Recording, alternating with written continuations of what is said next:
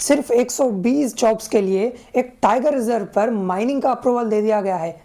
जी हाँ, Tadoba Andhari tiger reserve, जहाँ सिर्फ भारत के ही नहीं बल्कि पूरी दुनिया के one of the most famous tigers रहते हैं और जिन्हें देखने के लिए लोग पूरी दुनिया भर से आते हैं और जहाँ के टाइगर्स हमारे भारत की शान है, वहाँ पर अब एक मेजर टाइगर कॉरिडोर को ब्लॉक कर 18,000 से भी ज़्यादा पेड़ काटकर माइनिंग करने की बात हो रही है। लेकिन क्या ये सिर्फ पेड़ों और जानवरों की बात है या फिर ये एक बड़ा इकोलॉजिकल डिजास्टर है?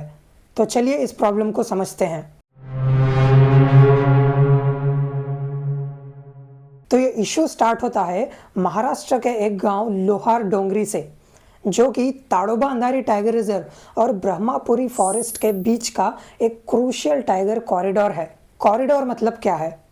कॉरिडोर एक ऐसी जगह है जिसे यूज कर टाइगर्स और बहुत सारे जानवर एक जंगल से दूसरे जंगल तक जाते हैं, और अगर इसे ही ब्लॉक कर दिया जाएगा माइनिंग के वजह से, तो जानवर एक जंगल से दूसरे जंगल तक जा नहीं पाएंगे, जिसके वजह से टाइगर्स और लेपर्ड्स जैसे जानवर गांव की तरफ आएंगे और उसकी वजह से मैन एनिमल कॉन्फ्लिक्ट बहुत ज़्यादा बढ़ जाएगा। अब इस लोहार डोंगरी के इलाके में अब एक private company 36 hectares of forest land पर माइनिंग का काम शुरू करने वाली है और इसके लिए Maharashtra state board for wild life ने क्लियरेंस भी दे दी है।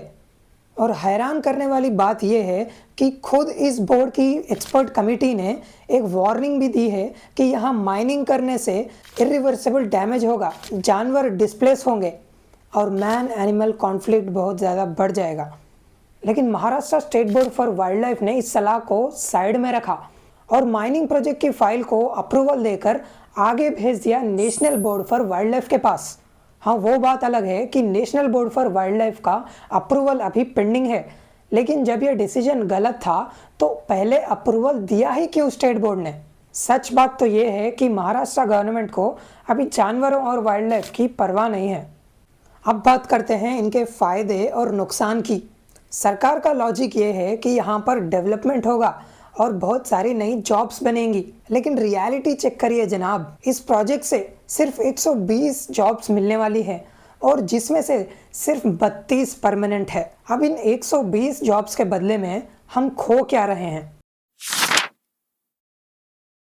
18,000 से भी ज़्यादा पेड़ जो ग्राउंड वाटर और ऑक्सीजन के लिए तो ज़रूरी हैं ही, साथ ही साथ जानवर जैसे सांबर, चीतल, टाइगर्स, लेपर्ड्स, गौर्स, ढोल, नीलगाय और ना जाने कितने सारे जानवरों का हैबिटेट की धज्जियां उड़ने वाली है। दूसरा सबसे बड़ा खतरा होगा मैन एनिमल कॉन्फ्लिक्ट, जिससे 650 से भी ज़्यादा विलेजेस पर खतरा मंडराने वाला है। पहले ही ये मैन एनिमल कॉन्फ्लिक्ट चंद्रापुर में पीक पे चल रहा है और अगर अब ये टाइगर कॉरिडोर को भी ब्लॉक कर दिया जाएगा तो मैन एनिमल कॉन्फ्लिक्ट और भी ज़्यादा बढ़ जाएगा। तीसरा सबसे बड़ा कारण ताडोबा की आइडेंटिटी। ताडोबा इंडिया के one of the top tiger reserves में से आता है। अगर कॉरिडोर ही खत्म हो जाएंगे तो टाइगर पॉपुलेशन सस्टेन कैसे कर पाएगी, और जिसकी वजह से ताडोबा की रेप्यूटेशन बहुत ज़्यादा गिर जाएगी।